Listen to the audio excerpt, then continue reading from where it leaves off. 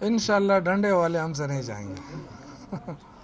دیکھیں ڈنڈے ایک معاہدہ ہو چکا ہے، اور میرے خیال سے ایک اچھے ماحول میں ہم چاہتے ہیں کہ ان کے مارچ ختم ہو، اور ہم کوئی ایسی چیز نہیں کرنا چاہتے جس سے ان کو تکلیف ہو اور نہ ہمیں تکلیف ہو.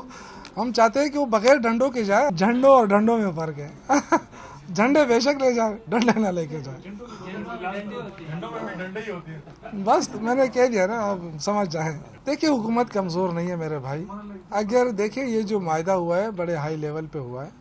آپ کو پتہ ہے فیڈرل منسٹرز ہیں اور سارے گارنٹی کے طور پہ انہوں نے یہ معاہدہ کیا. اور جب بھی آپ کو پتہ ہے ایڈمنسٹریشن کے ساتھ معاہدہ ہوتا ہے، اور معاہدہ انہوں نے ریٹن کر کے دیا ہے کہ ہم یہ ہماری جورسڈکشن ہوگی.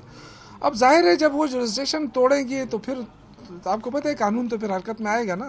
اور انہوں نے جو ہمیں باقاعدہ یہ یقین دہانی کرائی ہے کہ بڑے پرامن طریقے سے ہم اسلام آباد جائیں گے. جو پولیٹیکل ورکرز کرتے ہیں بالکل احتجاج ان کا حق ہے، کریں. گو کہ ان کے پاس ایجنڈا نہیں ہے، بغیر ایجنڈے کے جا رہے ہیں. اس لیے میں سمجھتا ہوں کہ عوام ان کے ساتھ نہیں ہوں گے. یہ میں آپ کو بتا دوں انشاءاللہ.